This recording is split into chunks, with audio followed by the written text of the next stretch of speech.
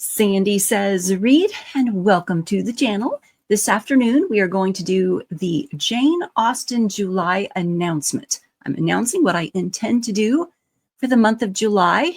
I almost said June. Guys, I've got a headache. It is messing with me, which is why I look a little crazy, which is why I just realized I forgot to put my gem on my cheek. I am not representing Charisse very well. It is what it is. I've got to get this done because it's already July 5th. It's 5th, right? Yesterday was, yesterday was the 4th. It's all good. It's okay. You guys, this is going to be just fine. Let me go over here on this screen so I can get all this stuff right for you. The Jane Austen July Readathon goodies and stuff. It all started back in 2018, if I got my research right. I think it started in 2018. Marissa at Blatantly Bookish and Katie at Books and Things started this. These two friends started this on BookTube. And I believe that Lucy the Reader is one of the moderators of this readathon now as well. Lucy the Reader, she also does a lot of Bronte content. Score.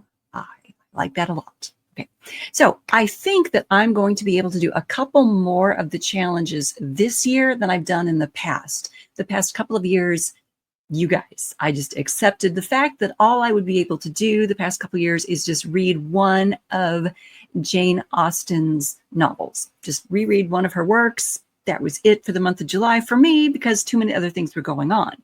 This year, I believed, past tense, that I could do more. And then, you know, I didn't even get this announcement filmed until today, the 5th. So yeah, we'll see what we can accomplish. It'll be great because anytime we can do some Jane Austen stuff, it is great. The challenges are, first, read one of Jane Austen's main 6 novels. And this is the main challenge and the only one required to join the readathon. You guys, I want to reread Pride and Prejudice. And I know that might seem a little cliche, but listen, hear me out. I want to reread Pride and Prejudice because I want to do sort of a deep dive, a more in-depth look at the Bingley sisters. I want to look more closely. Did I just say that right? You guys, I don't even know what I just said. I want to look more closely at the Bingley sisters because I want to compare and contrast them with the evil stepsisters in Cinderella. Yes. Now, I know this is not novel. I've heard rumors of that concept out there online before, but I like the concept. I think that's interesting. So I want to look at it myself. And I want to use that idea for our Fractured Fairy Tale reading challenge that we're doing here on the channel. So Pride and Prejudice is, and I bet there's a glare. I don't know. I've moved the screen, you guys, so I can't see, but I bet there's a glare. So I'll just move this around a little bit. This is the particular Pride and Prejudice that I will be reading from. This is the Worth Press edition. It's the very nice, pretty one that I like so much. I'll be reading that one. Okay.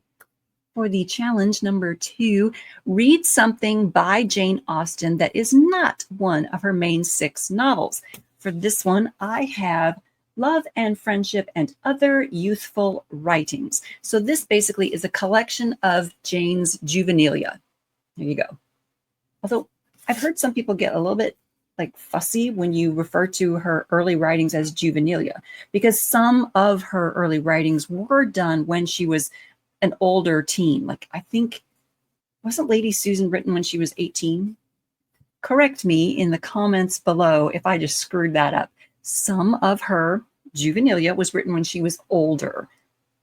Doesn't matter. It's still her youthful writings. So I will be reading from the Love and Friendship and Other Youthful Writings. Here's the thing.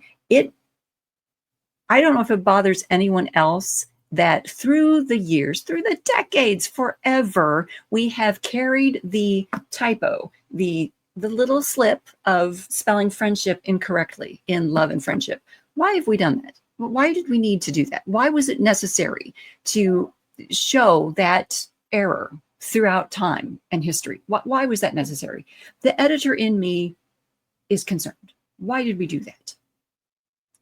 Perhaps when I'm done reading this and I give my little wrap up of Jane Austen July, at the end of July, I will discuss that more in depth. Because right now my brain hurts too much to deal with it. Number 3, read a nonfiction work about Jane Austen or her time period. So the Georgian era, right? I don't have a book for that. I did not bring anything for that. I don't know what I would read. I haven't picked anything out. Probably am not going to do that prompt. Probably not going to get to it.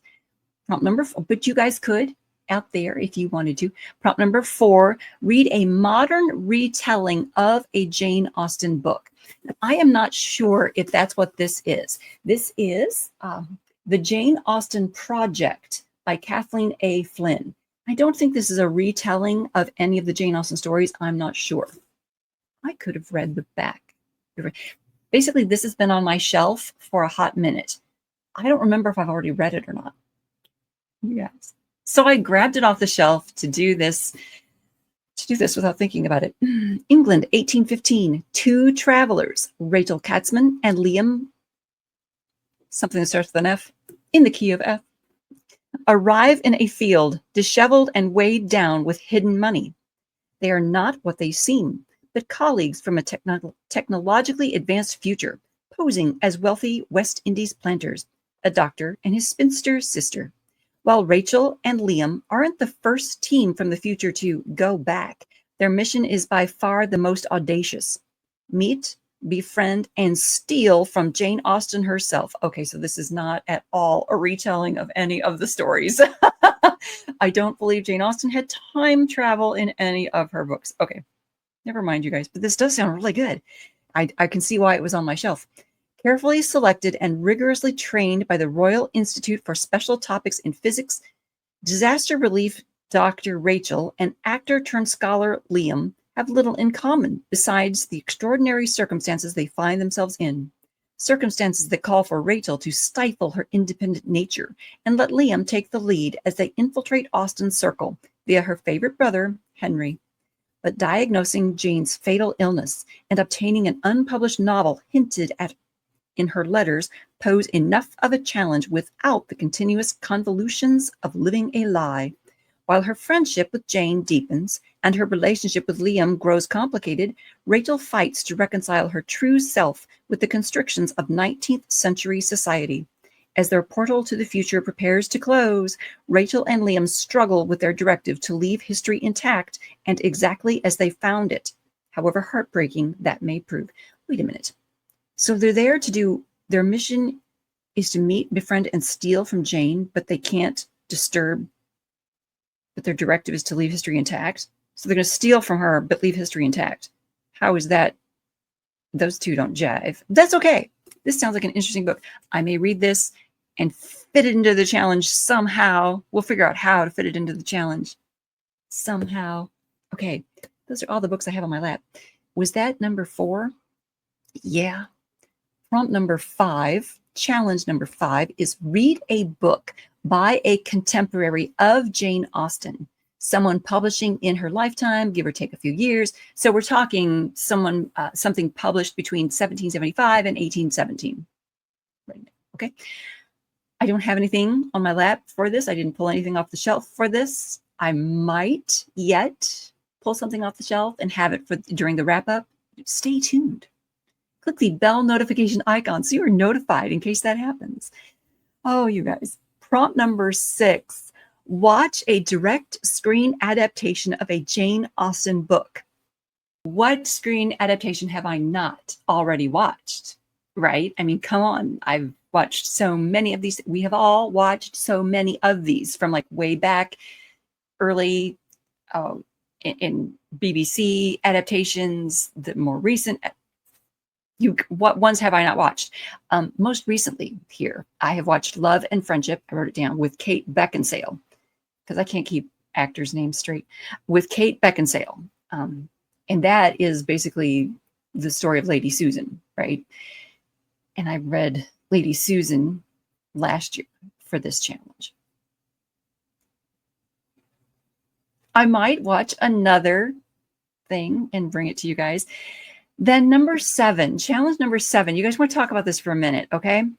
Watch a modern screen adaptation of a Jane Austen book. This, I I sort of kind of did something already that's not exactly a modern screen adaptation of a Jane Austen. It's not exactly fitting this exactly. Let me tell you what I did. Okay. Like I didn't watch Clueless. I didn't do that. I did something different.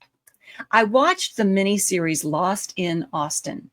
I didn't even know the thing existed. I didn't know that was a thing that was out there. It's like a four episode miniseries. It's hard to describe. No, it's not. It's fan fiction. That's what it is. It watches like someone's fan fiction of what they would like to do with Mr. Darcy. But it's interesting. Okay. Let me read exactly what's on the screen. Okay. I typed up some stuff. Lost in Austen. This is from 2008, but I'd not heard of it until this year. I watched the 4 episodes that make up season 1, but there's a listing on Amazon Prime for a season 2. You guys out there, you're going to have to tell me if there really is a season 2, because they wrapped everything up nicely in those 4 episodes. If there is a season 2, tell me, because I would be interested in, spending another 180 minutes of my life on it.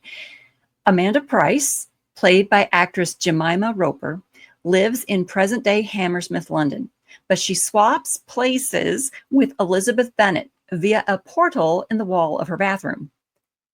And I'm going to go off script for a minute and say, okay, the bathroom, the portal is in Amanda Price's bathroom. And that is the humor level of this. It's just weird. It's just wacky out there, but whatever. Okay. Back to the script. The portal is behind a door at the end of a hall in Longbourn. Mayhem ensues when Amanda tries to influence events in the Bennets' lives. She arrives in the Bennet home as Bingley is arriving in the neighborhood. And she arrives wearing pants and a tunic and a leather jacket and boots. And she's got like a silver necklace on. Okay. And she also has a copy of Pride and Prejudice in her pocket. It's a bizarre 4-episode series. Even though the lead character makes some ridiculous decisions, they're contrived to propel changes and crazy situations that almost force you to stare at the train wreck to wonder what on earth will fix this. It's really like watching an accident in slow motion, but there are so many funny moments and inside jokes that it's worth watching the 4 episodes. It's only 180 minutes of your life. So if you go into it understanding that it watches like a fan fiction self-insert story, you can really enjoy it as that. Okay, so you guys, I kind of enjoyed it. Okay, parts of it I was like, this, why am I watching this? And other parts of it I was like, this is very entertaining. This is very cute. This is clever. I think my problem was that I didn't like the main character, Amanda Price. I was so frustrated with Amanda Price. I was like, gah. But everything revolving around her, everything going on around her was so cleverly done that I forgave the writers and the director for the main character. Your results may vary. Okay.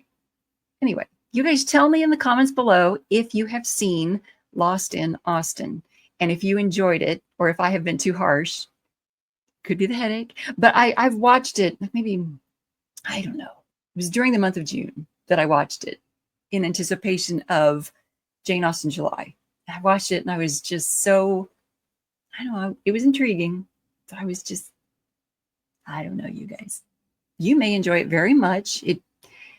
Because you guys, there is one scene, and y'all know the scene. It's the Colin Firth scene.